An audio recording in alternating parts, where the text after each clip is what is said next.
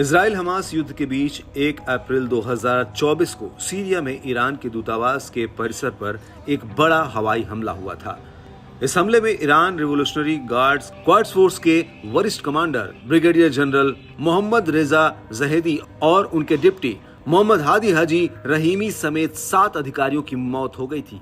Commander रेजा जहेदी Lebanon में Quds force के इंचार्ज थे। इजराइल हमास युद्ध के बीच हिजबुल्लाह द्वारा इजराइल पर किए जा रहे हमलों में जाहिदी की बहुत बड़ी भूमिका थी और पिछले कई दिनों से इजरायली सेना जाहिदी के पीछे पड़ी हुई थी।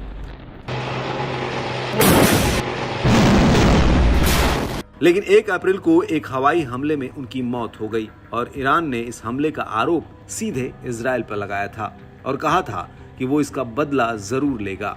और इसके जवाब में ईरान ने 14 अप्रैल 2024 को इजराइल पर एक बड़ा हवाई हमला किया था। रिपोर्ट्स के मुताबिक ईरान ने इजराइल पर 300 से ज्यादा ड्रोन, रॉकेट और मिसाइलें दागी थी।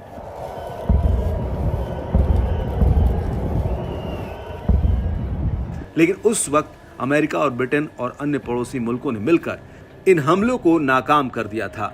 लेकिन इस दौरान अमेरिका ने इजराइल को लेकर एक ऐसा स्टैंड लिया था जिसे अभी तक छिपा कर रखा गया था। दरअसल अमेरिकी अखबार द न्यूयॉर्क टाइम्स ने अपनी एक रिपोर्ट में बहुत बड़ा खुलासा किया है। अखबार का कहना है कि उस वक्त राष्ट्रपति जो बाइडेन ने पीएम नेतन्याहू से साफ कह दिया था कि अगर वो ईरान पर कोई बड़ा हमला करते हैं तो आप ये खुद से करेंगे, अमेरिका इसमें आपके साथ नहीं होगा।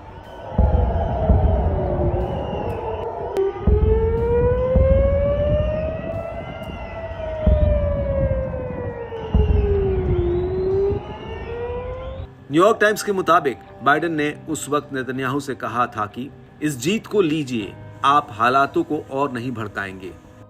और अब अमेरिका इस बयान को राष्ट्रपति बाइडेन के दिमाग की चतुराई और कूटनीति के रूप में पेश कर रहा है, क्योंकि हाल ही में राष्ट्रपति चुनाव को लेकर डोनाल्ड ट्रंप और बाइडेन के बीच एक बहस हुई थी, जिसको लेकर बाइडेन की दुनिया भर में खूब किरकिरी हो रही है। और इजराइल को लेकर लिए गए इस फैसले को लेकर कहा जा रहा है कि उस वक्त बाइडेन घंटों तक अमेरिका के बड़े अधिकारियों के साथ मीटिंग करते रहे। यहां तक कि बाइडेन ने उस वक्त नेतन्याहू को फोन करके कहा कि वो हालात को और न भड़काए। और जब नेतन्याहू ने बाइडेन की बात को काटते हुए कहा कि भविष्य में हमलों को रोकने की जरूरत है, तो बाइडेन ने नेतन्याहू को 2 टूक जवाब दे दिया कि आप ये करिए और मैं इससे बाहर हूं। दरअसल ट्रंप के साथ बहस के दौरान बाइडेन काफी लड़खड़ा गए थे और उसके बाद से ही उनके दोबारा राष्ट्रपति बनने की काबिलियत पर कई सवाल उठ रहे हैं। हालांकि उन्होंने अपनी सफाई में कहा है कि इस बहस से पहले मैंने दुनिया के कई हिस्सों में जाना तय किया था और इसके तुरंत बाद मैं बहस में आ गया। मैंने अपने स्टाफ की नहीं सुनी और मैं स्टेज पर करीब करीब सो ही गया था। आपको बता दें कि इस बहस के दौरान उनसे इजराइल और हमास युद्ध को लेकर भी सवाल पूछा गया था, जिसके जवाब में उन्होंने कहा था कि संयुक्त राष्ट्र से लेकर G7 देशों, इजरायलियों और नेतन्याहू ने खुद युद्ध विराम के उस मसौदे का समर्थन किया था जिसे मैंने रखा था, जिसमें सिर्फ हमास ही है जो युद्ध जारी रखना चाहता है।